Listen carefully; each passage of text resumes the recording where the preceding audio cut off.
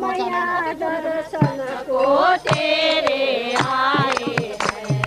द्वार दया का खोल मैया दर्शन को तेरे आए हैं। देखा तेरा वाली ना बोसा से दरबार की जय। द्वार दया का खोल मैया दर्शन को तेरे आए हैं। द्वार दया का खोल मैया दर्शन को तेरे आए हैं। देखा तेरा वाली ना बोसा से दरबार की जय। द्वार दया का खोल मैया दर्शन को तेरे आए हैं। द्वार दया का खोल मैया दर्शन को तेरे आए हैं। तेरी लीला परम्पार है माँ, तेनु पूजे सब संसार है माँ। तेरी लीला परम्पार है माँ, तेनु पूजे सब संसार है माँ। तेरा नाम निराधार है माँ। जयकारा तेरा वाली का बोसा से दरबार की जय। जयकारा तेरा वाली का बोसा से दरबार की जय। द्वार दया का खोल मैया दर्शन को तेरे आए। द्वार दया का खोल मैया दर्शन को तेरे आए। देखा तेरा वाली ना बोसा से दरबार की जय। द्वार दया का खोल मैया दर्शन को तेरे आए। द्वार दया का खोल मैया दर्शन को तेरे आए। तेरा कोई नहीं है आज मैया, जगदम्बे आज भवानी मैया। तेरा कोई नहीं है आज मैया, जगदम्बे आज भवानी मैया। जगनी है महारानी मैया। जयकारा तेरा वाली का बोसा से दरबार की जय। जयकारा तेरा वाली का बोसा से दरबार की जय। द्वार दया का खोल मैया दर्शन को तेरे आए हैं। द्वार दया का खोल मैया दर्शन को तेरे आए हैं। देखा तेरा वाली का बोसा से दरबार की जय। द्वार दया का खोल मैया दर्शन को तेरे आए हैं। द्वार दया का खोल मैया दर्शन को तेरे आए हैं। तेरा वाली ना बोसा से दरबार की जय। द्वार दया का खोल मैया दर्शन को तेरे आए हैं। द्वार दया का खोल मैया दर्शन को तेरे आए हैं। बोल शेरा वाली माता की जय। बोला आदिशक्ति भगवती जगतजननी श्री निर्मला देवी जी की जय।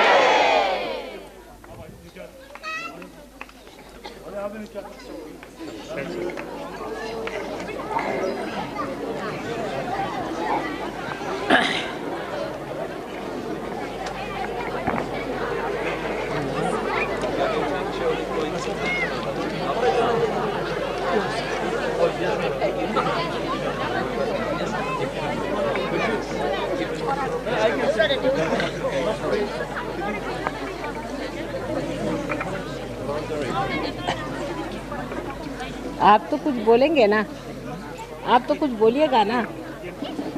अच्छा ये ओपन कर जलानि जलानि धर्मस्य जलानि भवति अवधानं अधर्मस्य तदात्मान कर्तानि। भगवान कृष्ण ने अर्जुन को उपदेश दिया था, जब इस संसार में धर्म की जलानी होती है, पाप का संसार होता है, पाप बढ़ता है, तो भगवान को इस संसार में पाप को नष्ट करने के लिए, दुष्टों का संहार करने के लिए इस संसार में आते हैं, अवतरित होते हैं, अवतार देते हैं।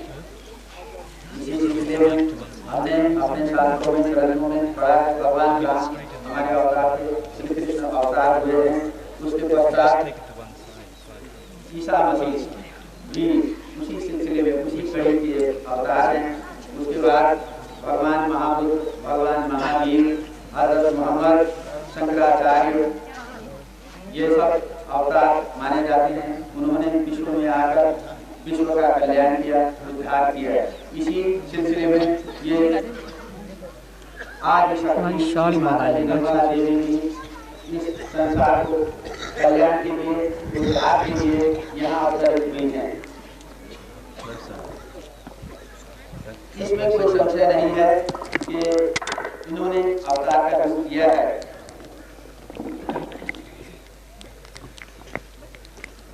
बड़े बड़े ऋषियों ने, बड़े महापुरुषों ने, जो बहुत पहुंचे हुए थे, उन्होंने इस बात का संकेत दिया था, जो अभी ये प्रमाणित हो चुका है। अमेरिका में एक जीन जैक्सन नाम के ऋषि हुए हैं। उन्होंने कहा था 1924 के लगभग 1924 के पहले संसार में एक अवतार उत्पन्न होगा। इंग्लैंड में एक कवि हुए हैं, विद्वान कवि हुए हैं, लेख जिनका नाम था, उन्होंने भी इसका संकेत दिया है। उन्होंने अपने महाकाव्य में लिखा है कि एक महापुरुष का यहाँ पर प्रादुर्भाव होगा, वो जन्म लेंगे और विश्व के कल्याण के लिए काम करेंगे। उनके काव्य में जिन स्थानों के बारे में उन्होंने लिखा है, जिन घटना के संबंध में जो स्थान उन्होंने वर्णन किया है, उन स्थानों पर अभी माता के सहयोग के आश्रम खुले हैं, उनके निवास स्थान बने हैं। इससे भी ये सिद्ध होता है कि ये अवतार हैं, ये उसी सिलसिले में जगत कल्याण के लिए यहाँ पर पधारी हैं। शायद 2000 साल पहले एक भृगु ऋषि हुए हैं। ऋषि ने चमत्कार थे, उन्होंने ग्रंथ लिखे हैं। एक भृगु संहिता और दूसरा ग्रंथ है नारी ग्रंथ। उनसे भृगु संहिता में उन्होंने इसका ये वर्णन किया है। एक 1924 के कहीं एक ऐसे व्यक्ति का उद्भाव होगा, उनका उन्होंने जन्म कुंडली वहाँ पर लिखा है कि इस नक्षत्र में, इस राशि में, इस कुंडली वाले एक व्यक्ति का जन्म होगा। तो उस कुंडली का भी इन माता जी के से मिलता है। और नारी ग्रंथ में भी इसका जिक्र है। उन्होंने लिखा था कि एक ऐसे मनुष्य का प्रादुर्भाव होगा, उत्पत्ति होगी संसार में, जो एक नए तरीके से, एक नए सहज भाव से विश्व का कल्याण करेंगे। और ये है वो माता आदि श्री माता जी, निर्मला देवी ही हैं, जिन्होंने सहज योग का संस्थापन किया।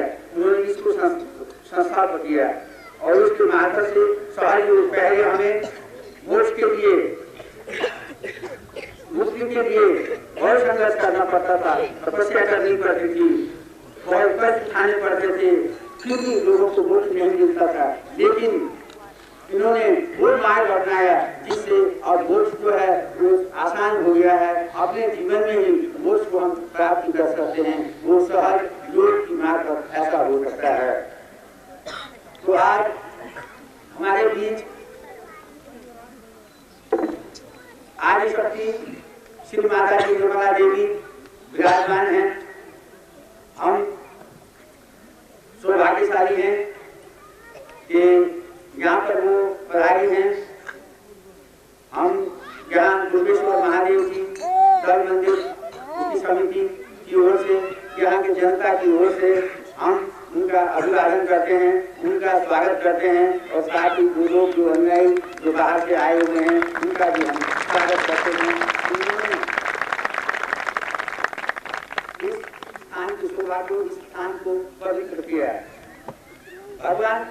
भगवान ने इस स्थान को सौंदर्य प्रदान किया है। स्थान मनोहर दृश्यों से परिपूर्ण है, अच्छे अच्छे स्थान हैं। यहाँ के लोग भी बड़े सरल हैं, स्वभाव हैं, सुंदर हैं, लेकिन यहाँ के लोग जो हैं वो सांसारिक, वो माया और अंधविश्वास के जाल में पड़े हुए हैं। हम आशा करते हैं कि माता जी हमको इस अंधकार से मुक्त कराएंगी। इसी विश्वास के साथ मैं माता जी को नतमस्तक होकर के सभी लोगों की तरफ से नतमस्तक होकर के उनको प्रणाम करता हूँ और आशा करता हूँ कि हमें इससे ये माया मोह और अंधकार के जाल से मुक्त कराएंगे। आज ये सहयोग का मैंने अभी जिक्र किया था, वर्णन किया था। ये सहयोग क्या है, ये किस प्रकार होता है, इसके बारे में विस्तार से यहाँ सहयोग आश्रम के संस्थापक हैं जोगी जी, वो आपको विस्तार से बताएंगे।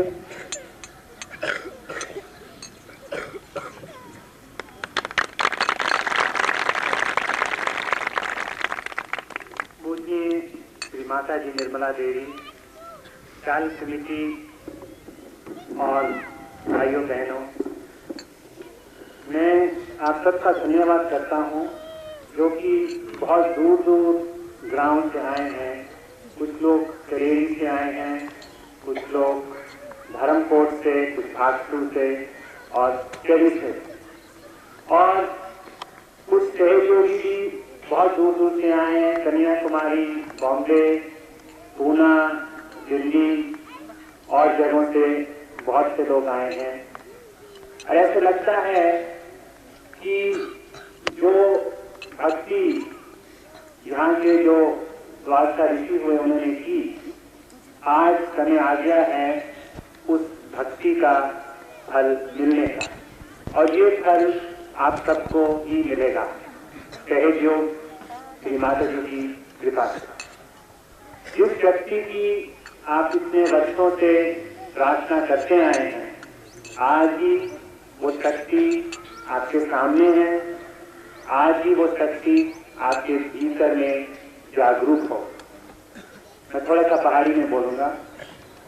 ਜਿਹੜੀ शक्ति ਅਸੀਂ इन्हें वर्षों से भक्ति करते आए हैं, जिस देवी माता जी तुसा लोगों ने वर्षों तक भक्ति की है, आज उसी मां का साढ़े विश्व जागरण होने वाला है। इन पहाड़ियों में, इन पहाड़ी इलाकों में, हर पहाड़ी में कोई ना कोई देवी का मंदिर है। इस देवी की बड़ी देन है कि इतने लोगों की रक्षा और हर चीज की विकारी होती रही। पर कुछ ऐसी गल्ला आ गई है साढ़े देश जियां की जादू टोना है, जो लोग इतने करते आए हैं वो इस शक्ति के विरुद्ध है। जो लोग जादू टोने ज्यादा देर करते आए, उनकी हर किस्म की बीमारी, उनके कारोबार सब नष्ट हुए। जो लोग देवी की भक्ति करते आए पर शराब वगैरह पीते आए, वो देवी के विरुद्ध हो। इसमें असं दिखा कि लोगों के यहाँ बहुत शराब वगैरह चलती है। नाले से तुसा देवी की भक्ति करते हो तो नाले से शराब पीते हो। ये दोनों गल्ला करनी नहीं हो सकती। जेड़ा शराब पीना वो बिल्कुल देवी के विकलाप की गल। जिथा तुसी महादेव का मंदिर बनाया तो इहदे कन्ने चोल का ठेका, ये बिल्कुल गलत गल। दाल कमेटी की चाहिए कि इस चीज की बिल्कुल बंद है, और जो नदी ग्राम के लोग और लागे के लोग ना, उन्हें चाहिए कि इसकी बंद है, ताई पूरी तरह देवी की थोड़े भीतर स्थापना हो सकती। ये देवी जी साढ़े भीतर है, ये कुंडली बुलाते हैं, और ये जी जागरूक होती है, इस तरह सारी बीमारियां दूर हो जाती और सब चीज़ा सरल सफल हो जाती। थोड़ी भक्ति का तो ही फल मिल जाए। इसलिए अभी श्री माता जी की यही प्रार्थना करने हैं कि आज ये तौर भीतर जड़ी शक्ति दी है इसकी जागरण करें और उन्हें करें तो अपनी आशीर्वाद दें। श्री माता जी निर्मला देवी अब आप प्रवचन करेंगी और फिर कुंडलिनी जागरण हो। धन्यवाद।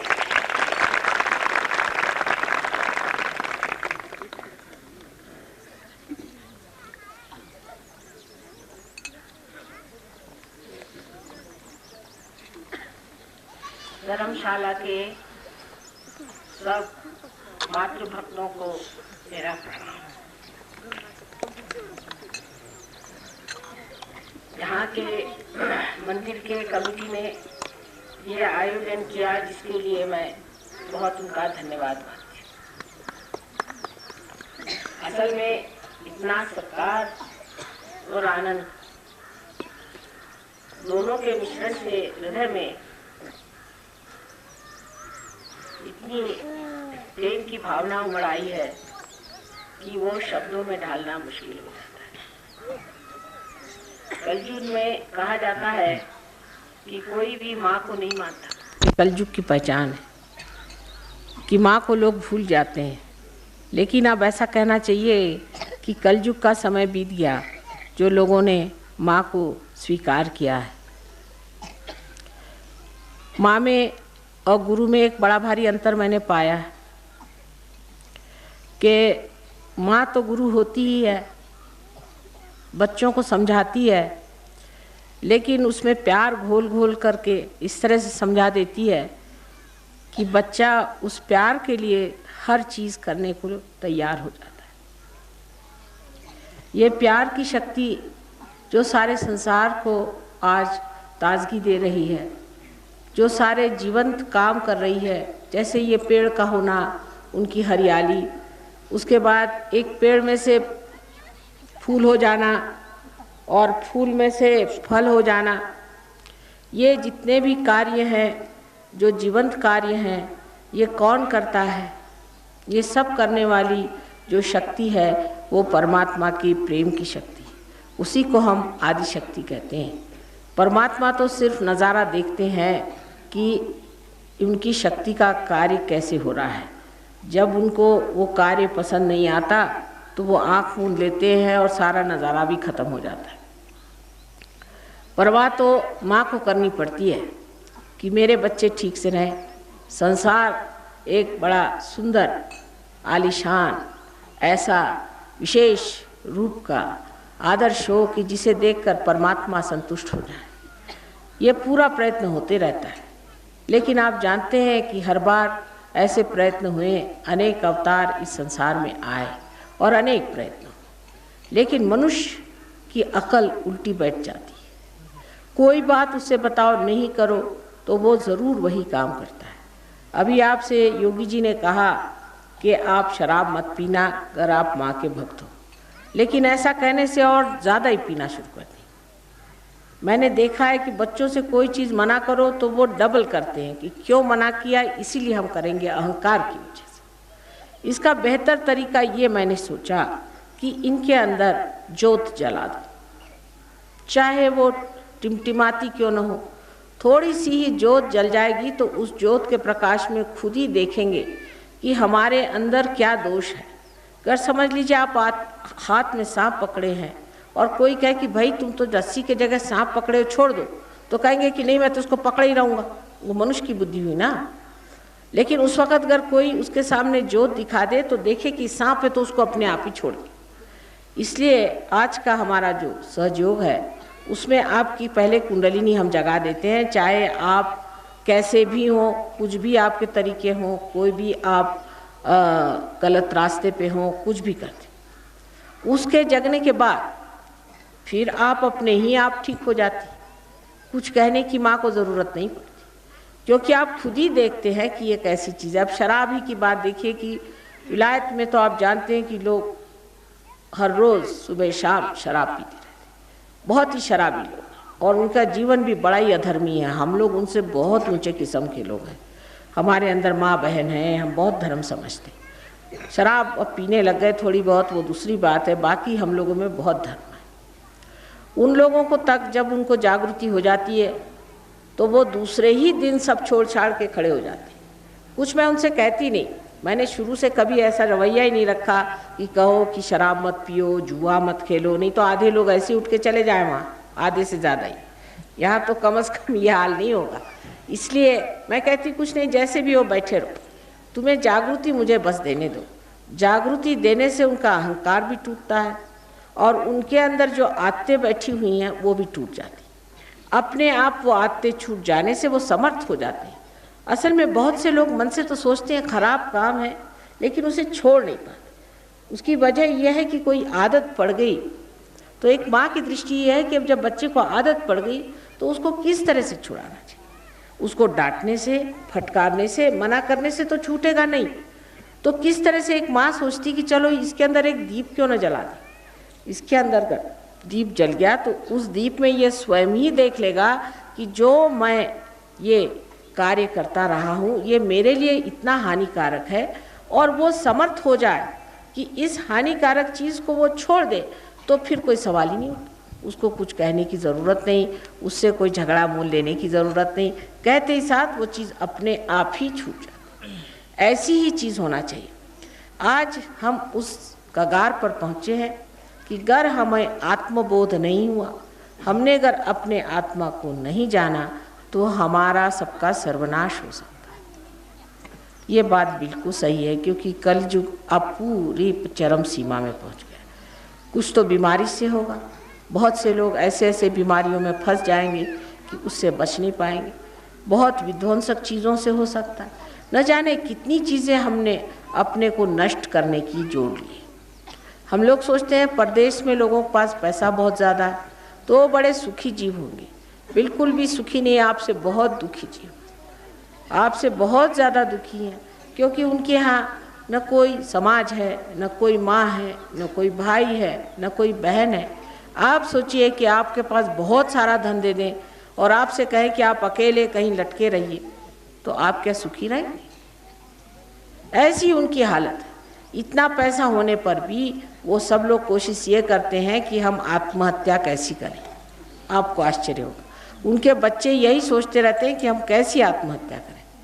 तो ये बात हम जो समझते हैं कि पैसा होने से सब हो जाएगा, सो बात नहीं। लेकिन पैसा भी होना चाहिए, उसके लिए भी कुंडलिनी का जागरण ठीक है, क्योंकि अपने अंदर देवी जो लक्ष्मी जी है वो भी बसती है। जब हमारी कुंडलिनी नाभि पर आ जाती है, जब हमारी लक्ष्मी की कुंडलिनी खुल जाती है, तो हमारे अंदर वो जागृति आ जाती है जिससे लक्ष्मी जी का स्वरूप हमारे अंदर प्रकट हो जाता है। अब जिन्होंने सोच के लक्ष्मी जी बनाई वो भी बहुत सोच समझ के बनाई कि लक्ष्मी जी जो होती, जो लक्ष्मीपति होता है, वो एक माँ स्वरूप होना चाहिए। आजकल तो जिसके पास पैसा आ जाता है वो तो राक्षस स्वरूप हो जाता है। इसका मतलब पैसा पाना लक्ष्मीपति होना नहीं। दूसरे उनके एक हाथ में दान है, एक हाथ में आश्रय है। एक हाथ से वो देती हैं, दूसरे हाथ से लोगों को आश्रय देना चाहिए।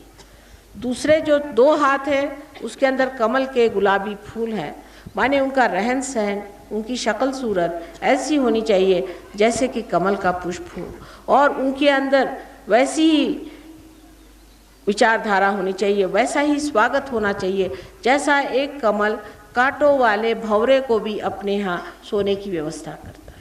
कोई भी मेहमान उसके घर में आए, उसमें कितने भी कांटे हों तो भी उसकी आवभगत करे, उसको आराम दे, वही लक्ष्मीपति है। वो बेचारी इतनी सीधी सरल है कि एक कमल ही पे खड़ी है, उसको कोई और चीज़ की ज़रूरत नहीं। सारे तरफ कीचड़ फैला है, उसी में एक कमल के ऊपर में खड़ी हुई लक्ष्मी जी, जिनको हम इतना मानते हैं, ऐसी देवी हमारे अंदर जागृत हो जाती है और उसके ये सारे लक्षण हमारे अंदर दिखाई देते हैं। श्री कृष्ण ने साफ साफ कहा था कि जब योग होगा तब मैं तुम्हारा क्षेम करूँगा, पहले योग को साधो। लोग बड़ा बड़ा लेक्चर देंगे जिसके किसी के समझ में भी नहीं आएगा, सब सोचेंगे पता नहीं क्या बक रहे हैं, लेकिन सही बात यह है कि पहले योग को प्राप्त करें। जिसने योग को प्राप्त कर लिया वो समाधान में आ जाता है, उसके सारे प्रश्न अपने आप मिट जाते हैं। कुंडलिनी शक्ति जो हमारे अंदर है ये हमारी शुद्ध इच्छा है। बाकी जितनी हमारे अंदर इच्छा है, जैसे कोई आएगी कहेगी माँ मेरा बेटा नहीं, चलो भाई तुम्हारा बेटा हो जाए, बेटा हो। उसके बाद कहेगी कि माँ बेटा तो हो गया, अब मुझे नाती चाहिए, वो भी हो गया, अब मुझे घर चाहिए, घर के बाद वो चाहिए, उसके बाद वो चाहिए, उसका कोई अंत ही नहीं रहता। इसके अंदर जो हमारे अंदर जो इच्छाएं हैं वो इच्छाएं शुद्ध नहीं है। शुद्ध इच्छा एकमात्र है, वो ये है कि हमें परमात्मा से एकाकार होने की एक किसी तरह से ये एक युक्ति जुट जाए, किसी तरह से ये काम बन जाए कि हम ये परमात्मा की जो चारों तरफ फैली हुई शक्ति है जिससे सारा जीवंत कार्य होता है, उससे हम एकाकार हो जाए। यही हमारी शुद्ध इच्छा है और ये शुद्ध इच्छा की शक्ति ही कुंडलिनी है। और जो आदि शक्ति जो कि परमात्मा की इच्छा है, जो परमात्मा की इच्छा है, उसी का ये प्रतिबिंब है, वही हमारे अंदर छाया है। हमारे हृदय में जो आत्मा है वो परमात्मा की छाया, और जो हमारी कुंडलिनी त्रिकोणाकार अस्थि में है वो परमात्मा की इच्छा की, उसकी जो इच्छा जो आदि शक्ति है उसकी छाया है, प्रतिछाया है। इसको अगर आप समझ लें तो फिर आपको समझ में आ जाएगा कि हम धर्म के नाम में भी कितने भटकाव में घूम रहे हैं। वही आदि शक्ति जो है वही हमारी माँ है। हम सब की अलग अलग माँ हैं हमारे अंदर बसी हुई, और ये माँ सबको ही वो प्रदान देती है जो कि कोई भी माँ नहीं दे सकती, क्योंकि ये आदि शक्ति जो है पावन मूर्ति परमात्मा की शक्ति है, जो हमारे अंदर वो गुण दे देती है जो परमात्मा को प्रसन्न रखे, और हमारे अंदर वो सामर्थ्य दे देती है, वो शक्ति दे देती है जो परमात्मा के सामर्थ्य लगते हैं।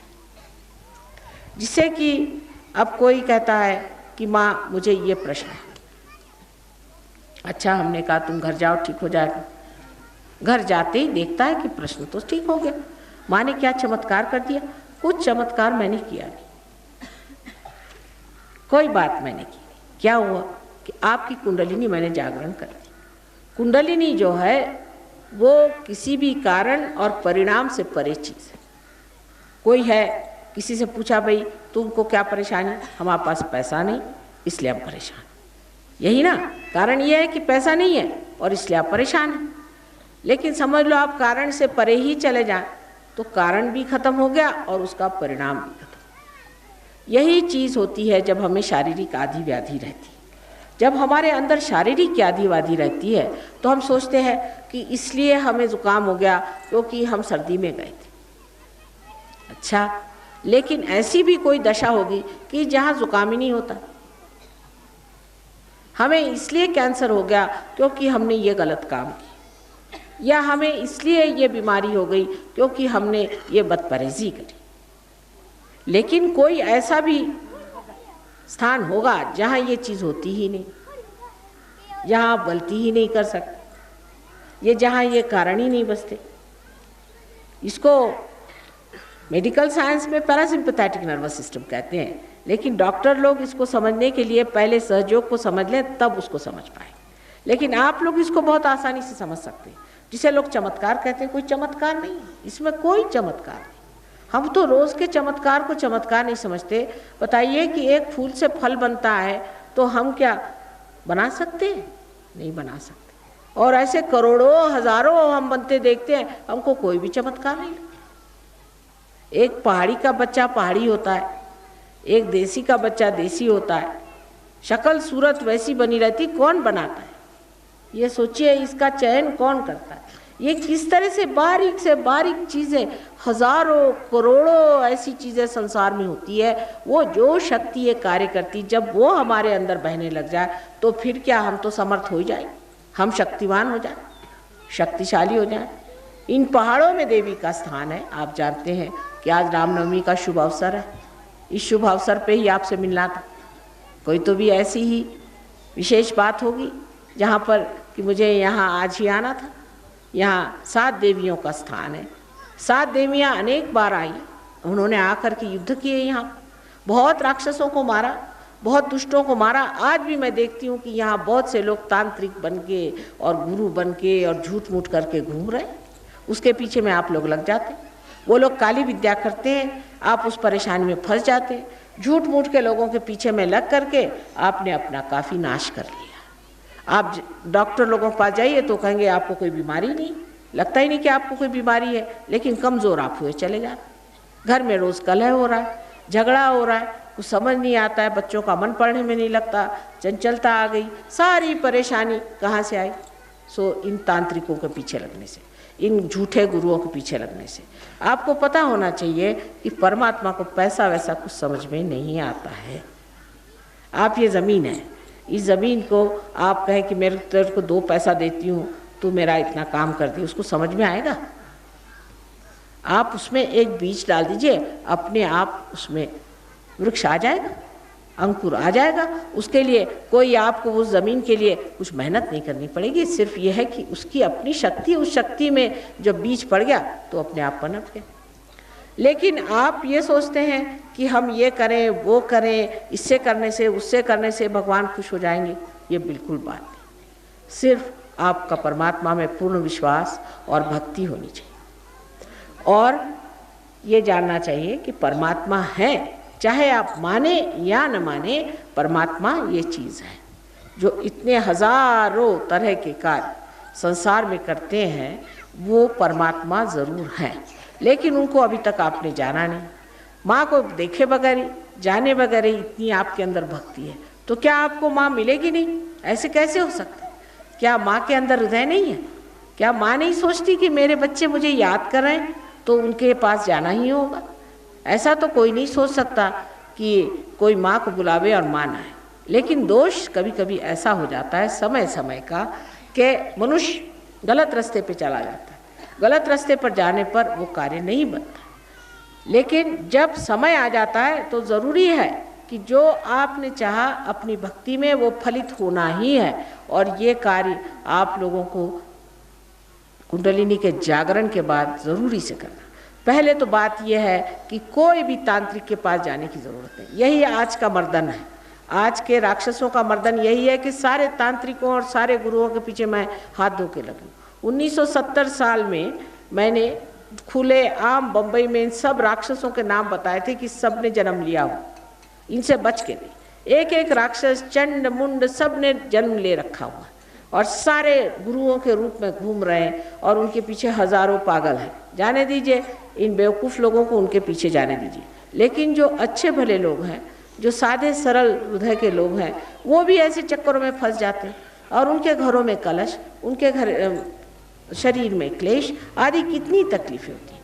इसलिए इस चक्कर में बिल्कुल नहीं पड़ना चाहिए। कोई तांत्रिक आए, आपके हाथ में डोरा बांधे, आप उसको कहना माफ़ करिए, मुझे डोरा नहीं बांधे। बहुत से लोग काशी से गंडा ले आते हैं, एक कवड़ी का कहीं से उठा लाए और कहिए काशी का गंडा बांधो इसे, काशी का गंडा हम बांध रहे हैं। उसका आपने 2 रुपया ले लिया, अब आपने बांध लिया, लेकिन आप क्या जानते कि उसके अंदर कोई चीज़ बंधी हुई है जो आपको पकड़ लेगी।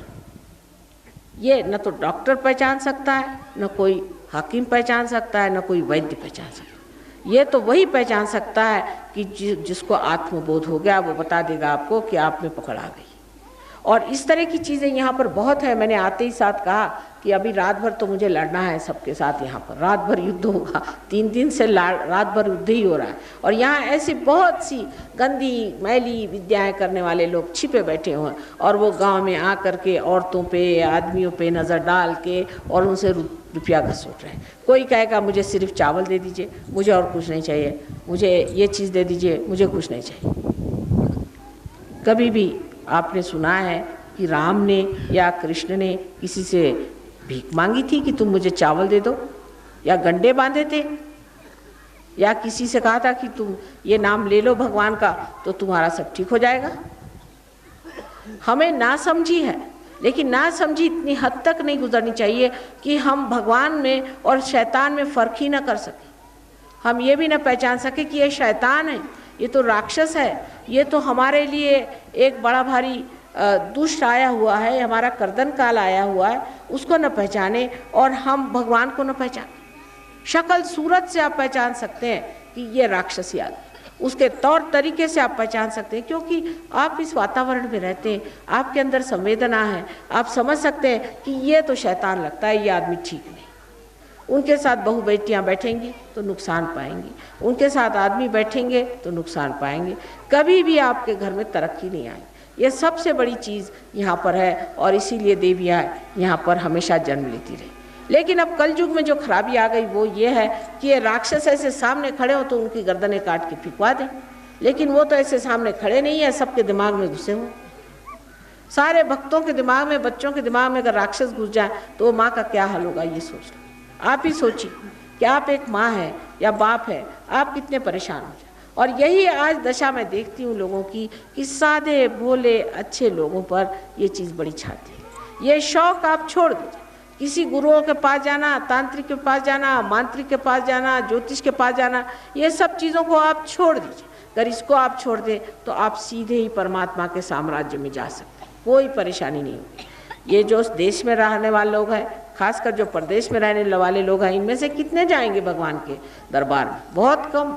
इनको तो माँ के दरबार में आने की हिम्मत ही नहीं होने वाली, उसके लायक ही नहीं है, उसके योग्य ही नहीं है, उनका कुछ भी नहीं भला होने वाला। मैं आपसे बता रही हूँ, हालांकि मैं प्रदेश में, मेरे पति हैं, वहाँ रहती हूँ, इतने सालों से मेहनत कर रही हूँ, सब बेकार। आप लोग मेरे अपने हैं, आप लोग मेरे जान के प्यारे हो, लेकिन आप लोग भी ऐसे गलत फहमी में फंसे हुए इधर उधर भटक गए हैं। तो एक माँ के लिए कितनी आर्तता और कितनी परेशानी की बात है, ये सोच लेना चाहिए कि माँ ने कहा है किसी तांत्रिक, किसी गुरु, किसी घंटाल के पास जाने की ज़रूरत नहीं। हम लोग गृहस्थ के लोग हैं, गृहस्थी के लोगों के गृहस्थी से संबंध रखना चाहिए। हमारा साधु सन्यासियों से कोई मतलब नहीं। हम लोग कमाएं, हम यज्ञ कर रहे हैं, हम गृहस्थी में बैठे हुए हैं, क्या हमें चाहिए कि हमारा पैसा उठा के इन साधु सन्यासियों को दें? कोई ज़रूरत नहीं। एक बार सीता जी तक एक साधु सन्यासी से फंस गई थी और आप जानते हैं बेचारी को सारा रामायण उसके बाद रच गया। इसलिए इस चक्करों में बिल्कुल नहीं आने का। आप खासकर औरतों पे इसका ज़्यादा असर आता है, क्योंकि और ज़्यादा सीधी सादी होती है। अपने बच्चों को, अपने घर को, अपने पति को इससे बचा के रखें। हमारे यहाँ की समाज व्यवस्था अत्यंत सुंदर है। आप नहीं जानते बाह्य में क्या है। कोई मर जाए तो पूछने वाला नहीं, वहाँ किसी को पता ही नहीं चलता कि कोई मर गया। बाप मर गया तो भी बच्चों को पता नहीं चलता, बच्चे मर गए तो बाप को पता नहीं चलता। उस लंदन शहर में एक हफ्ते में 3 बच्चे 4 बच्चे माँ बाप मार डालते हैं। क्यों मारते हैं? क्योंकि तंग आ गए। आप सोचिए कि कम से कम 2 बच्चे तो मार ही डालते। आपने कहीं सुना है किसी माँ को, बाप को अपने देश में चाहे 10 बच्चे हो जाए वो पकड़ के मारता है? इतनी जालिम उनकी आदत है। और हम लोग इतने सहज सरल प्रेम के लोग हैं, हमको इस चक्कर में बस नहीं फंसना चाहिए। बाकी आपको मैं जागृति आज दे दूंगी, आप लोग पार हो जाएंगे। एक बार आत्मबोध होने के बाद आपके हाथ में से चैतन्य की लहरियाँ शुरू हो जाएंगी। आपके नस नस में ये चीज़ बहना चाहिए। ये नहीं कि कोई सिर बता दे आप पार हो गए। आपके सर में से कुंडलिनी का जो ब्रह्मरंध्र है छिद करके वहाँ से ठंडी हवा आएगी, यहाँ से ठंडी हवा आ जाएगी। आप देखेंगे कि आपके सर में से ठंडी हवा निकल रही, हाथ में से ठंडी हवा आएगी। और आप गाते भी हैं कि ठंडी हवा आई और चांदी के पत्ते हिलने लग गए और देवी आई। आपने गाना भी गाया। हमसे योगी महाजन पूछ रहे थे कि माँ इनको कैसे पता कि ठंडी हवा आती है जब देवी आती है, इनको कैसे पता? ये तो मैंने कहा आदिकाल से चला आ रहा है। देवी तो यहाँ अनेक वर्षों से है। तो जो लोगों ने गाया होगा, पहले बताया होगा कि जब देवी आती है तो उनसे ठंडी हवा आती है। वैसे तो आदि शंकराचार्य ने वर्णन किया है कि सलीलम शलीलम, हाथ से ऐसी ठंडी ठंडी हवा आनी चाहिए। ये देवी की पहचान है। जिसके बदन से ठंडी ठंडी हवा आए वही अवतार है। ये देवी की पहचान है, ये इन्होंने कहा था। लेकिन हमारे गांव में जो परंपरा से चले आ रहा है, उन्होंने देखा है कि जब देवी का अवतरण होता है तो सब जगह ठंडी हवा आती है, उनके बदन से ठंडी हवा आती है। इसलिए ये ऐसे ऐसे गाने बने हुए, ये पारंपरिक जो गाने बने हुए हैं, इसके अंदर बड़ी खूबी से सारी बातें लिखी हुई हैं कि देवी क्या चीज़ है और देवी को कैसे पहचानना चाहिए। तो इस तरह से आप लोगों के पास तो बड़ी संपदा है, बड़ी आपके पास में सूझबूझ है, समझ है, और आप सीधे साधे सरल स्वभाव के लोग हैं। जो कठिन स्वभाव के लोग हैं वो बड़े मुश्किल होते हैं। आप लोगों को पार कराना कोई मुश्किल नहीं, लेकिन एक ही वचन देना है कि ये गुरु घंटालों को आप छोड़ देंगी और इससे आगे पीछे नहीं जाएंगी। उससे बड़े नुकसान आपने उठाए हैं और उठाएंगी।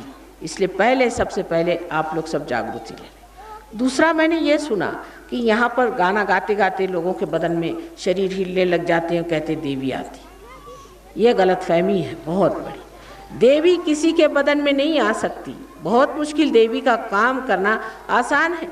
देवी के अंदर तो हजारों चक्र होते हैं, उन चक्रों को संभालना, उनको ठीक से उसका चलाना, उसमें से ठंडी ठंडी लहरें बहाना, लोगों को भला करना, और ऐसे इंसान का चरित्र भी तो उज्जवल होना चाहिए।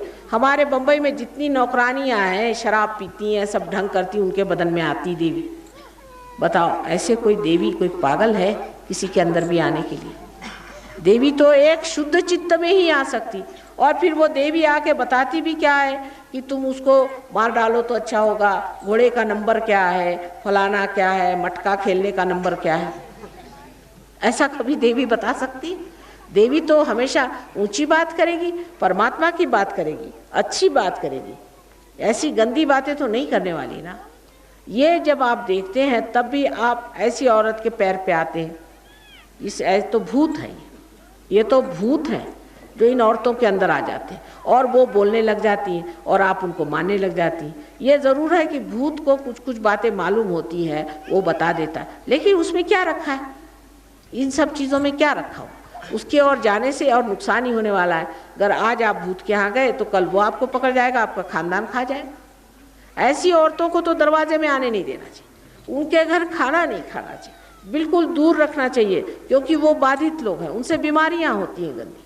जिस औरत के बदन में भूत आता है उसको चाहिए कि वो अपना ट्रीटमेंट करा ले और ठीक हो जाए। अंत में पागल होकर ही मरती हैं। ऐसी सब औरतें पागल हो जाती हैं, पागल खाने में जाकर मरती हैं। आप लोग सब जानती हैं, जो आपके यहाँ की बूढ़ा है उनसे पूछ लीजिए ऐसा होता है या नहीं।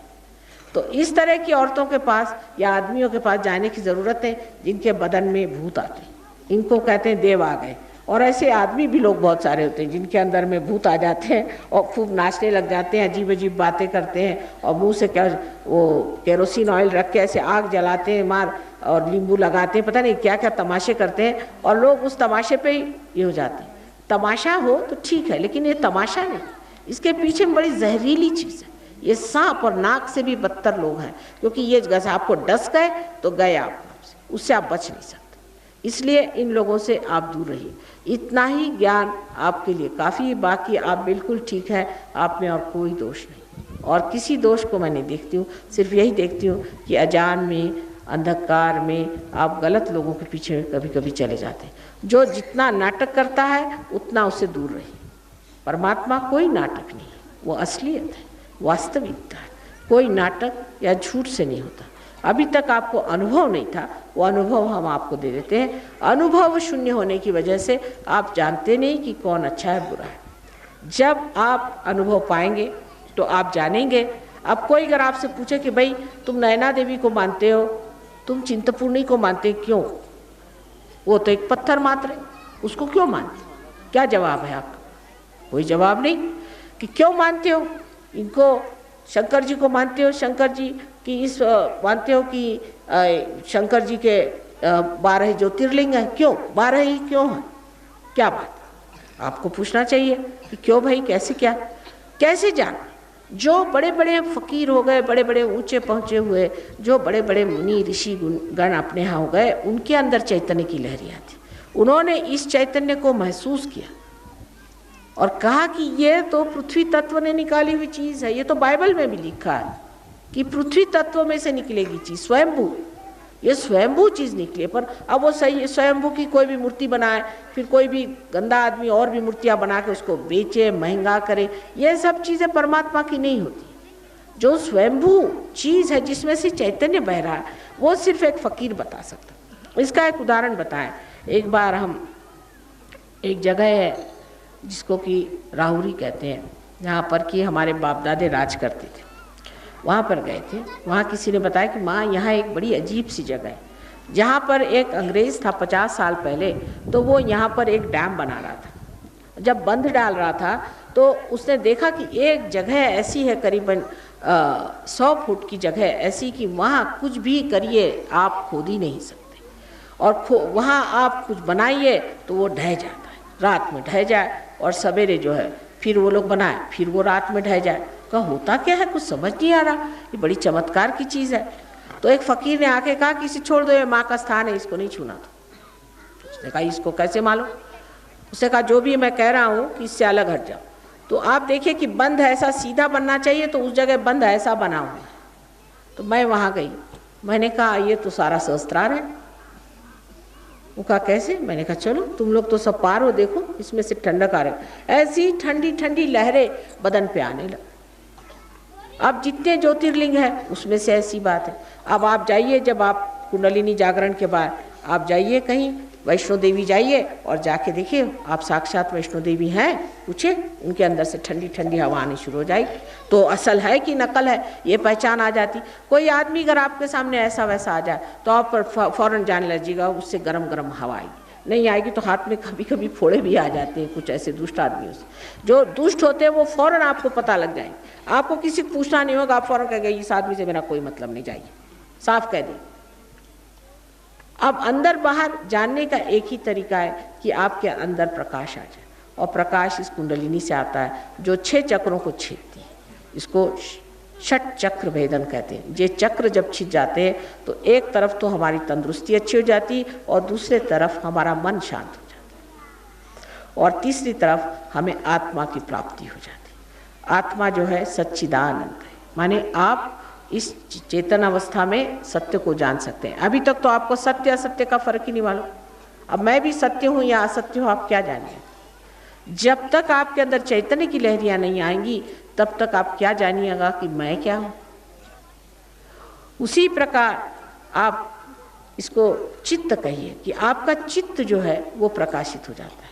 जैसे यहाँ बैठे बैठे आप किसी के बारे में सोचे और एकदम यहाँ पे समझ लो जलन आ गई। माने क्या, हमारे यहाँ लंदन में जब पहले एक साहब पार हुए तो वहाँ के लोग शक्की ज़्यादा हैं। आप लोग जैसे भक्ति तो उनमें शक्की है, ज़्यादातर शक्की लोग होते हैं, उनको समझता तो कुछ भी नहीं देवी वगैरह, उनसे तो गणपति का ग से शुरू करना पड़ता है। तो उनके यहाँ चमक आ रही। तो कह ले माँ यहाँ क्यों चमक आ रही? मैंने अपने पिता के लिए पूछा था सवाल। मैंने कहा ये आपके पिता के चक्र हैं और हो सकता है कि उनको बड़ा बुरा ब्रोंकाइटिस, गले में शिकायत हो गई क्योंकि विशुद्धि चक्र है। तो कहा अच्छा मैं अभी फ़ोन करता हूँ। स्कॉटलैंड में फ़ोन किया तो उनकी अम्मा ने यही कहा कि तुम्हारे बाप को बहुत बुरा ब्रोंकाइटिस हो गया, बीमार पड़े। उसने कहा कि अच्छा। तो अब कह ले माँ इसका निदान क्या है और अब इसको कैसे ठीक किया जाए। तो निदान तो हो गया, मैंने कहा अब इसको ठीक करने का तरीका तुमको बताते हैं कि तुम इसको किस तरह से कवच दो। जैसे उन्होंने कवच दिया, आधे घंटे में उनके अम्मा का फ़ोन आया कि पता नहीं क्या हुआ, मैं तुम्हारे बाप तो बुखार उतर गया और दौड़ रहे, वो तो बाहर चले गए। इस प्रकार ये चीज़ घटित होती है। तो जो चित्त है वो आलोकित हो जाता है, चित्त में प्रकाश आ जाता है। आप जिसके भी बारे में सोचेंगे, जो भी करना चाहेंगे, उसके बारे में आप यहाँ बैठे बैठे जानें। अब देखिए आपने सुना होगा कि रेडियो होता है, टेलीविज़न होता है, कहाँ पे प्रोग्राम होता है, यहाँ सुनाई देता है। उसी प्रकार परमात्मा की अनंत ऐसी किरणें हैं, ऐसा उनका जाल फैला हुआ है, हजारों उनके हाथ हैं, उसी से कार्य होता है। पर पहले उनके राज्य में तो उतरिए, उनके साम्राज्य में तो आइए। अगर आप उनके राज्य में नहीं बैठे हैं, आप तो दूसरों के राज्य में बैठे हैं, तो वही आपकी परवाह करें। जब आप परमात्मा के राज्य में आएंगे तब आपका पूरा इंतज़ाम है वहाँ। सारे उनके देवदूत गण आदि सारे आपकी सेवा में खड़े हुए, सब के सब वहाँ पर पूरी तरह से आपकी व्यवस्था करेंगे और हर आपके प्रश्न जो है उसके वो इस तरह से आपको उसकी हल मिलेंगे कि आप हैरान हो जाइएगा कि ये कैसे हो, ये माँ हमें कैसे प्राप्त हो। अनेक ऐसे उदाहरण हैं, अनेक ऐसे उदाहरण सहयोग में देखे गए कि जिसका उत्तर कोई भी नहीं दे पाए। बहुत बार कहीं हम बैठे हुए हैं, आकाश से एकदम देखते हैं कि प्रकाश की ज्योत आ रही है, वो कैमरा में पकड़ आ जाती है, कहीं कुछ कहीं कुछ। एक बार हम बेडफोर्ड में थे, ये तो वहाँ के पेपरों ने भी छापा कि बेडफोर्ड में हम गए थे, हम तो लेक्चर दे रहे थे, काफ़ी लोग थे वहाँ, उनको लेक्चर दे रहे थे।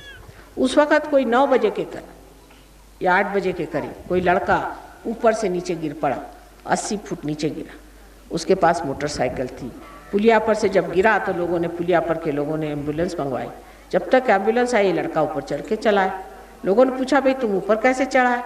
तो उन्होंने कहा वो पता नहीं, मुझे एक आई थी, उन्होंने मुझे ठीक कर दिया। तो उन्होंने सोचा पागल हो गया कि क्या, इसको अस्पताल ले गए। वहाँ पुलिस आई, उसने पुलिस से बताया मेरी बात मानिए, एक स्त्री थी, वो एक सफ़ेद मोटर में आई, हमारी सफ़ेद मोटर, और सफ़ेद साड़ी पहनी हुई थी, और एक हिंदुस्तानी स्त्री थी। उसने आ करके और मुझे हाथ फेरा, जिससे मैं ठीक हो गया। तो उन्होंने कहा कि भाई ऐसे तो कोई आया नहीं, हम तो पुलिया पे खड़े देख रहे थे, ये तो ऊपर चढ़ा आया। कहा कि नहीं हुआ तो सही, ये तो बात है, क्योंकि इसके तो कोई चोट वोट है नहीं। दूसरे दिन इन्होंने हमारा फोटो देखा तो बताया यही तो वो स्त्री थी जिसने हमें बचाया। तो पूछा कि तुमने किया क्या? कहले बस जिस वक्त मैं गिरने लगा तो मैंने यही कहा कि हे पावन माँ, डिवाइन मदर, मुझे तुम बचाओ, बस इतना मैंने कहा। मैंने उसको याद किया सिर्फ, और कुछ नहीं। और जैसे मैं गिरा उसके बाद पता नहीं कैसे ये एकदम आ गई, इन्होंने ऐसे हाथ किया, मैंने गाड़ी को आते देखा, उससे उतरते देखा, और चट से नीचे आई और आकर के मुझे ठीक भी कर दिया। ये उन्होंने साफ कहा तो वो लोग परेशान हो गए, उन्होंने चिट्ठियाँ लिखी, उनका कि ये कैसे क्या हो। तो उन्होंने कहा कि ऐसे तो बहुत किस्से इंडिया में हुए हैं, लेकिन अब इंग्लैंड में भी हो रहा है, अच्छी बात।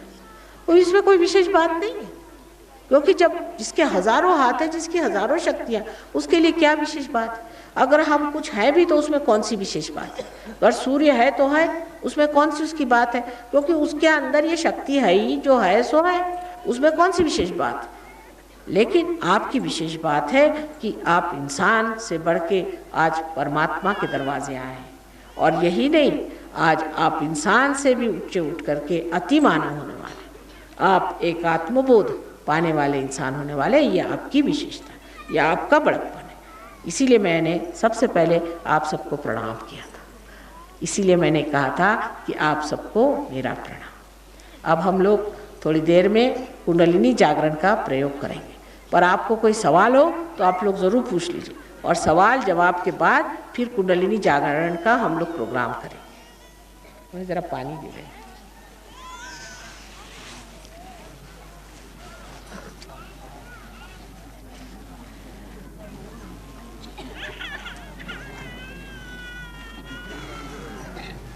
अब शेरा वाली जो हैं वो अब आप ही लोग मेरे शेर हैं। जंगलों के तो सब शेर मार डाले, अब आप ही लोग तो शेर हैं। है पानी? सवाल करिए, कोई सवाल हो तो जरूर करना चाहिए। बाद में सवाल नहीं खड़ा हो कि माँ से ये नहीं पूछा, वो नहीं पूछा।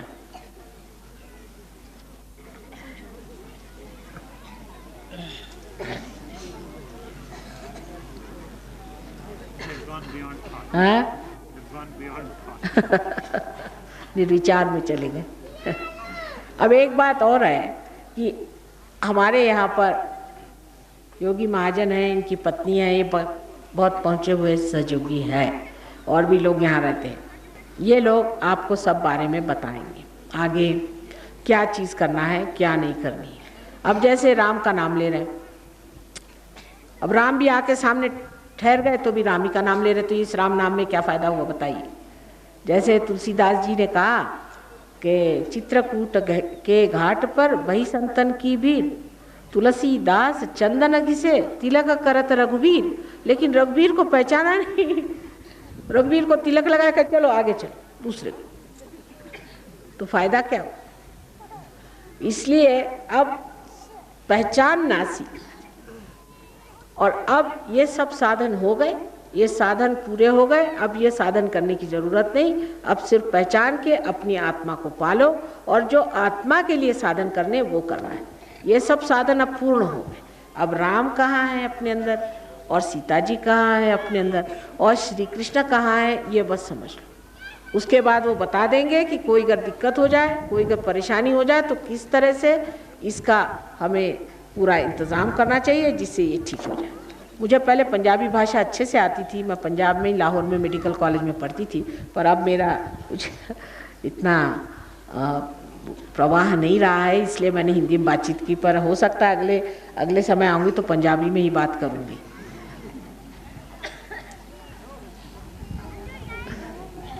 और कोई सवाल तो नहीं है?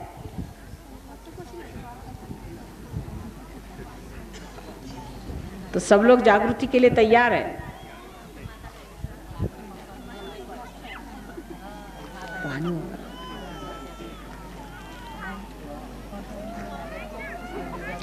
सब लोग सामने आ जाए। भाई साहब आप लोग सब सामने आके बैठे,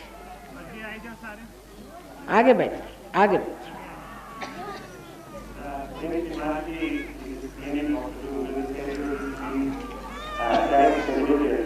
कारण उन्होंने रखा है विदेशी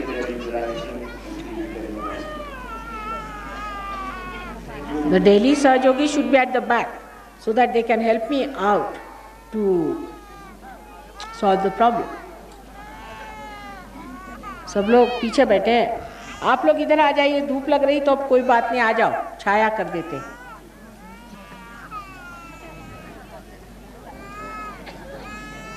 सामने बैठ।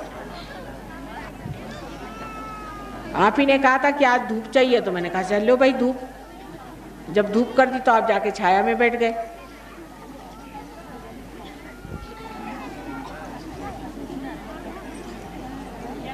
कह रहे थे कि माँ आज हवा ऐसी कर दो कि एकदम पूरी धूप ही रहे। मैंने कहा अच्छा चलो जो कहो सो धूप कर दी आपके लिए आज।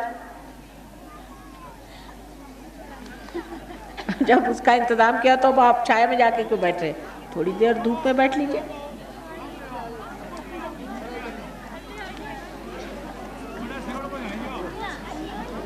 Daily Sahajogi should go at the periphery.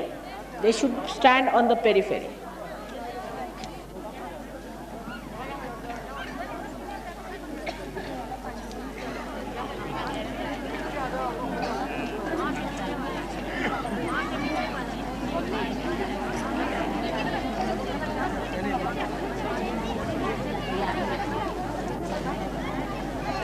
सब आराम से बैठिए, थोड़ी जगह बीच में होनी चाहिए, एकदम एक के ऊपर लगा नहीं होना चाहिए, थोड़े आराम से बैठिए।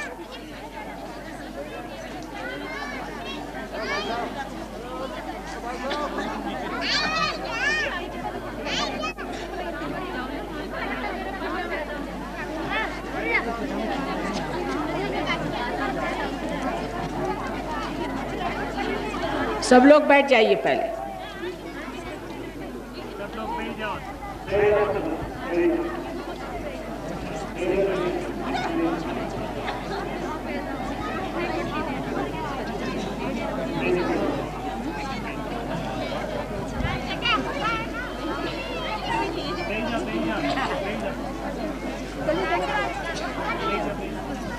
गगन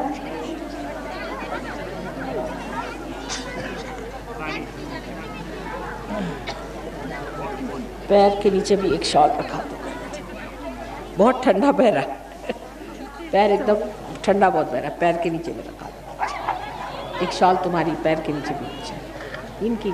मैं लाई हूँ शॉल, लेकिन सब दर्द उसको चौहार कर रहा है, सब ठंडक हो रही ना बहुत ज़्यादा। बैठिए बैठिए, आपको अभी ठंडक आती है, बैठिए।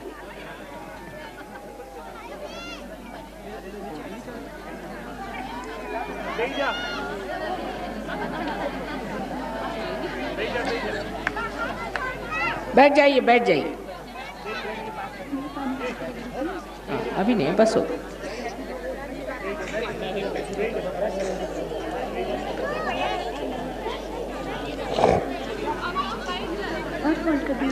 हाँ नहीं ठीक है, अब ठीक है, इसमें ठीक है।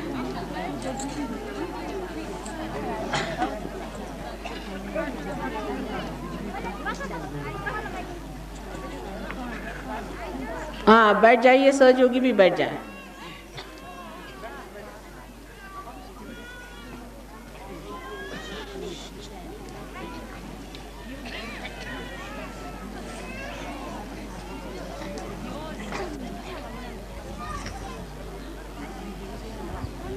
लेफ्ट को क्या खब्बा कहते हैं, राइट सज्जा। सज्जा हर जगह अलग अलग चलता है ना, पंजाब में यही है।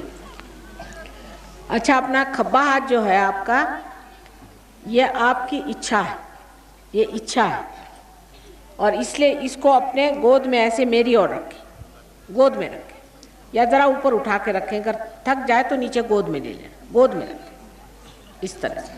खब्बा मेरी ओर कर, खब्बा लेफ्ट हैंड,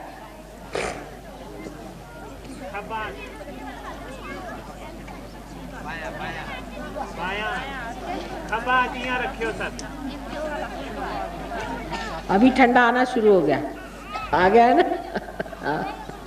अच्छा, खब्बा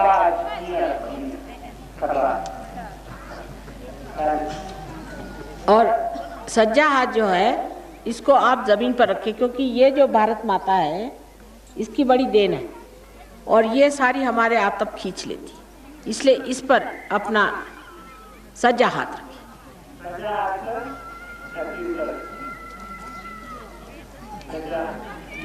ऐसे बाजू में रख लीजिए, आराम से, आराम से, कोई सामने नहीं, ऐसे बाजू में रखिए तो आराम से बैठ जाइए, बैठ जाइए, आप लोग सब बैठ जाइए, बैठिए बैठिए।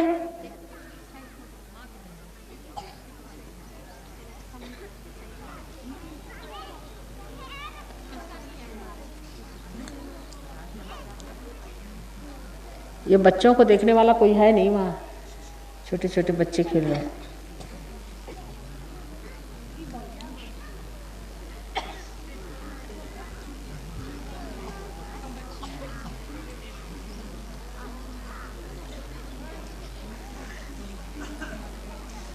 ठंडी हवा आ रही है।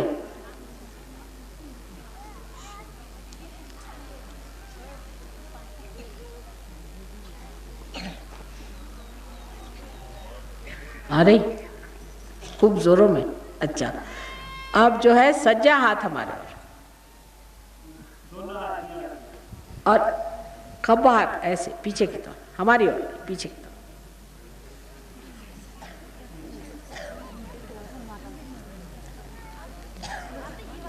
आप सोचे नहीं, कोई विचार सोचने का नहीं, अभी दिमाग में कोई विचार नहीं आ रहा।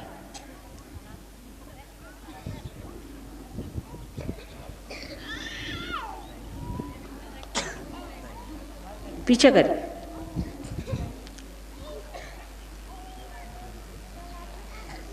आ रही ठंडी हवा। सज्जा हाथ मेरे और उल्टा कर रहे हैं आप, सज्जा, यह हाथ मेरे और यह हाथ ऊपर। ठंडी हवा आ रही है, सब क्या आ रही है?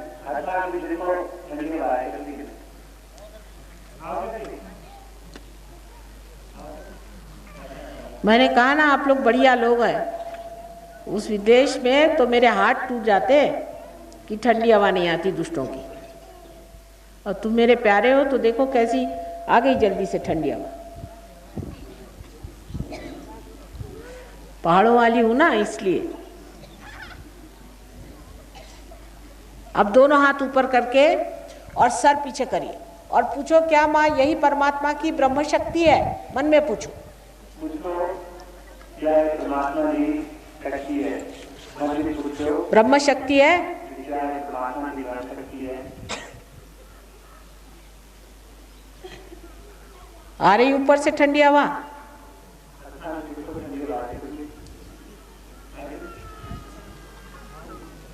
सुंदर हाथ है सबके। हाँ, अब नीचे हाथ रखो ऐसे, अब दोनों हाथ करो मेरे। अब आंख बंद करो, देखो हाथ में ठंडी हवा आ रही है क्या?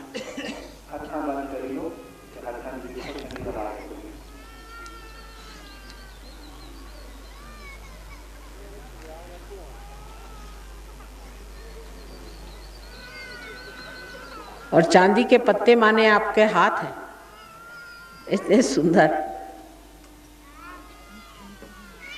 अच्छा, आप धीरे से आंख खोलो और विचार नहीं करो, विचार नहीं करो, ये विचार से परे चीज है। आंख खोलो।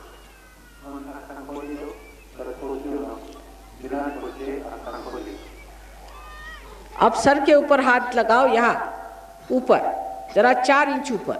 ये हाथ हमारी ओर, इस हाथ से देखिए ऊपर में ठंडा आ रहा है। सर पे देखिए, सूक्ष्म है, जरा जरा ऊपर 4 इंच ऊपर देखिए।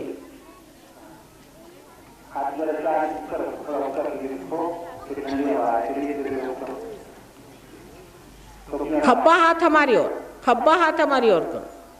हाँ, और सज्जे हाथ से देखो पहले। आ रही सर में, आ रही ठंडक कि गर्मी आ रही? ठंडक आ रही। देखिए, आप ही के सर में से नहीं, आप ही अपना जानिए। अब इस हाथ को मेरे और करो। और इस हाथ से देखो आ रही ठंडी हवा सर में से, आप ही के ब्रह्मरंध्र से ऊपर ले जरा सा, ऐसे हिला के देखो। जो तालू है ना, जिसको तल्लू आप कहते हैं यहाँ, वो तालू अपने सर पे जो तल्लू है उस पर देखो आ रही है क्या ठंडी हवा? आ रही ना? आ रही कि नहीं?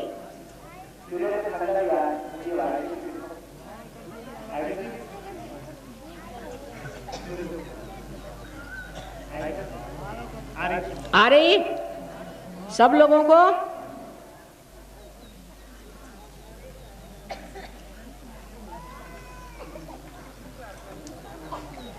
एकदम हल्का लगेगा अंदर से। अब अपने ऊपर देवी का कवच कैसे लेना है जिससे कि कोई सी भी दुष्ट ऐसी शक्ति बाहर की जो कि आपको नुकसान पहुंचाने वाली न पहुंचाए, वो मैं आपको दिखाऊंगी। और आप अपने कुंडलिनी भी कैसे जागरूक करना है वो बताऊंगी। रोज़ सवेरे शाम इसको करना है। दूसरे आप हमसे फ़ोटो ले लीजिए और इनसे पूछ लीजिए आगे क्या करने का है। और सबको ये काम रोज़ सवेरे शाम एक बार करने से उनकी कुंडलिनी जागरूक रहेगी, क्योंकि शुरुआत में बहुत संभालना पड़ता है। जैसे एक बीज को अंकुर आता है तो उसको जतन से रखते हैं, ऐसे ही इसको आपको जतन से रखना है। अब कैसे रखना है अपने को मैं बताती हूँ, बहुत सरल, तुम भी दिखाओ। देखिए ये हाथ मेरी ओर रखें इस तरह से, और कवच लेने में अपने सर पे से लिया जाता है कवच। कवच तो आप जानते हैं देवी का कवच होता है, माँ का आंचल अपने सर पे से लेना है। लीजिए, इधर से उठाइए और सर पे से लीजिए, पूरा लीजिए और नीचे। सब लोग करें। देखिए फिर से कौन से हाथ से कर रहे हैं आप? खब्बे हाथ से नहीं करने का, खब्बा हाथ मेरे तरफ में है। फिर से 2 बार। सज्जे हाथ से लेना है कवच। सब काम हम लोग सज्जे हाथ से करते हैं ना। 3 7 बार लेना है, 7 चक्र हैं। 4 सब लोग लें। 5 1 6 और ये 7 मर्तबा ले लिया। अब कुंडलिनी का जागरण कैसे करना देखिए, वो दिखाएंगे आप। बहुत आसान। अपनी कुंडलिनी यहाँ जहाँ बैठे हो वहीं पर है, इस जगह, और इसके आगे नीचे पीछे ऊपर इस तरह से घुमाना है। अब समझ लो, नहीं तो उसमें गड़बड़ कर जाते हैं। फिर से ऊपर आगे नीचे पीछे इस तरह से, और इसको सीधा उठाना है और इसको सर के ऊपर ले जाना है इस तरह से, और इसको उसके साथ साथ घुमाना है। कुंडलिनी ऊपर चढ़ती जाती है, फिर उसको ले जाके सर पे बांध देना है, ऐसे उसको थोड़ा ये करके और बांध देना है। बहुत सरल चीज़ है, सब बच्चे भी कर सकते हैं। अब देखिए आप। अच्छा, प्लीज डोंट, सहयोगीज don't tell them hello, they will be confused, you keep quiet, don't confuse them, they don't understand your languages, so keep quiet. Now let us see. शुरू करिए।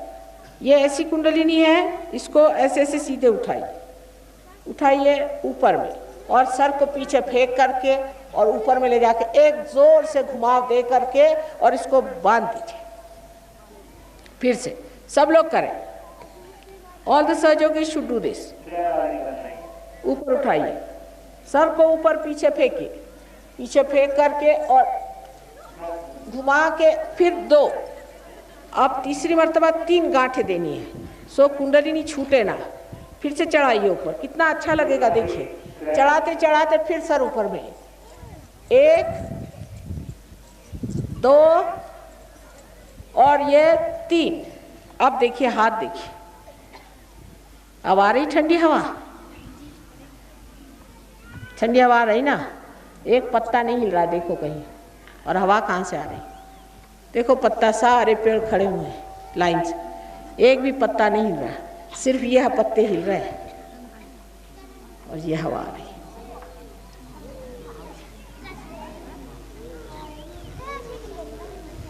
देख लिया,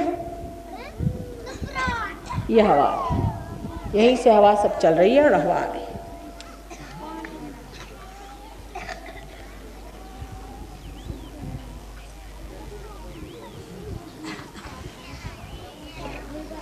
अब इसका ध्यान रखना है, एक बार पार होने से होता नहीं। हमारा फोटो ले जाइए, उस पर ध्यान कैसा करना चाहिए, क्या करना चाहिए। आप आइए, इनसे मिलिए अलग अलग गांव में भी जा कर के ये आपको देख लेंगे, समझ लेंगे। लेकिन ज़्यादातर हिंदुस्तानियों का ये होता है कि जो सहज में मिल जाए उसको सहज में भूल जाते हैं, और फिर कोई मिला उसके पास चले गए। अब अपने पे ही जमो, अपने को जानो, अपने को समझो और अपने पे जम जाओ, और अपने ही गुरु खुद हो जाओ। दूसरों कोई गुरु की ज़रूरत नहीं। माँ को तो चाहिए कि जो कुछ हमारा है पूरा हमारे बच्चे पाएं और उसमें आनंद पाएं। आप सबको मेरा अनंत आशीर्वाद है, अनंत आशीर्वाद, अनंत आशीर्वाद है। माता जी तस्वीर इसको ले लो कि रोज संजा प्यारा दीप जलाई के यहाँ हाथ रखी के कने फिरी ये माता जी दिखाए यहाँ तरीके तुसी ध्यान रखो। अगर तो अभी कोई गल नहीं समझ आती तो तनु आश्रम है उत्थे आई के पूछ लिया करो। बाकी जेडे लोग थल्ले दे हैं, थल्ले की धर्मशाला की जी साड़ी दुकान है, जी पुरानी चौड़ी रोड उत्थे हर इतवार प्यागा 10 बजे प्रोग्राम होगा, उत्थे पूछ ही सकते। फोटो और जिनको नहीं भी आई है उनको भी आ जाएगी, ऐसा नहीं। सब कोई ऐसे भी होंगे जिनके ठंडक नहीं आए, कोई बात नहीं, कोई न कोई अंदर में रुकावट हो गई होगी, कोई बात नहीं है। जिसको नहीं आई उसको भी आ जाएगी। आगे डॉक्टर जिनको नहीं आई उनको भी मिल जाएगी, सबको मिलेगा। इसमें कोई ऐसी बात नहीं है कि मुझे नहीं आई तो क्या फिर घर जाके ये दूसरी बात करना, ऐसा नहीं है। जिसको आई उसको आ गई और जिसको नहीं आई उसको भी आ जाएगी। बहुत से ऐसे भी लोग होते हैं जिनको नहीं आती है तो वो कहते हैं कि चलो इनको क्यों आए, तो उनको कुछ बातें पढ़ाना शुरू कर देते, वैसे सीख जाते। ये बात करने की नहीं है, ये पाने की चीज है। ये अपनी शक्ति को, जो हमारी संपदा है, जो हमारी असलियत है, उसको पाने की बात है, और वही हमारी शक्ति है। इस थल्ले साडा स्कूल बने डालते थल्ले जड़े लोग अपने बच्चे भेजना चाहते हैं उन स्कूल 4वीं क्लास तक पुजी गया ते पहली 2, 3 ते 4 उत्थे अपने बच्चे भेज सकते हो। मन एडमिशना खुली गई। दूई गल उत्थे भी सहयोग का हर संडे हर इतवार की त्यागा आई सकते हो। टीचर ताकि दर्शक कोई भी बीमारियां हो या जो भी कुछ हो वो सब ठीक हो।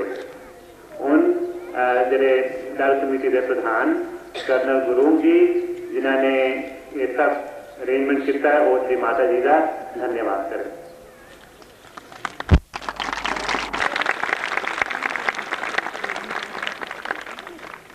एक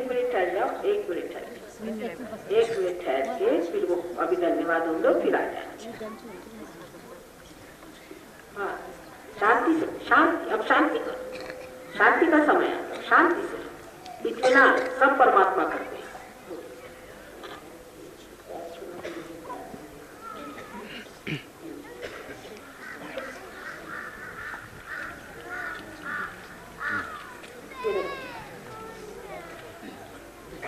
मुझे माता जी और माता जी के भाई बहन और बच्चों,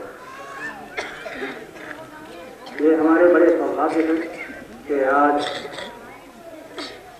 माता निर्मला देवी जी आज हमारे जी में सुरेश महादेव महात्मा के स्थान पे आए और उनके वचन और उनके कुंडली जगाने से हम सबको काफी ज्ञान, और मुझे आशा है कि जो बातें माता जी ने बताई हैं हम उस पर अमल करें, हमारे सब दुख दूर हो सकते हैं। और मैं बड़े यकीन से कह सकता हूँ कि जिस मतलब के लिए हमने ये कमेटी बनाई है कि इस स्थान को और इस जगह को उन्नति हो, इसमें तरक्की हो, और माता जी के प्रताप से आशा है कि जरूर तरक्की हो। मैं आपको बताना चाहता हूँ कि माता जी की शक्ति के बारे में। मैं माता जी के कल सवेरे 11 बजे करीब आश्रम में गया, योगी महाराज के सामने जो है दर्शन कराई है, ताकि हम आज के प्रोग्राम के बारे में हम बातचीत कर सके। तो मुझे सबसे बड़ी फिक्र जो थी वो मौसम, उसका मौसम बड़े बादल बने थे और उसे सबसे जरूर बारिश भी हुई थी और कुछ कह नहीं सकते थे कि मौसम ठीक होगा आपके लिए। मैंने माता जी ये आपकी कृपा करिए, हमारे पास पूरा इंतजाम है, अगर कृपा होगी तो हम जरूर ज़्यादा से ज़्यादा आदमी आएंगे और आपके दर्शन करेंगे। तो उन्होंने यही मुझे कहा कि आप फिक्र मत करो, उसको ठीक होगा मौसम, आप थोड़ा इंतजार कीजिए। और उसके मुझे आगे कहने की जरूरत नहीं, कल रात से ये मौसम के साथ बिल्कुल ठीक रहा और अभी आप देख रहे हैं ये कृपा करी जो उन्होंने कहा था वो तो सच चल। तो ये आपको साधारण आपको शिक्षक के बारे में आपको मैं बता रहा हूँ और मुझे बड़ी आशा है कि जो यहाँ एक महाशक्ति यहाँ पधारे हैं आए हैं, इसी तरह आप हमें दर्शन देते रहेंगे, कृपा करते रहेंगे और इस जगह का उद्धार होगा। और मैं योगी महाराज जी का भी बड़ा आभारी हूँ कि उनके कारण महाराज जी यहाँ पर आए और हम सब उनके दर्शन कर सके और हमें बड़ी आशा है कि जो भी माता जी ने हमें बताए हैं उस पर हम अमल करेंगे और इस जगह का उद्धार होगा और हम सब लोग होगा। मैं दल समिति सुरेश महादेव की तरफ से और आप सब भक्तों की तरफ से महादेव जी का धन्यवाद करता हूँ जो उन्होंने यहाँ आकर हमें इसमें काफी धन्यवाद।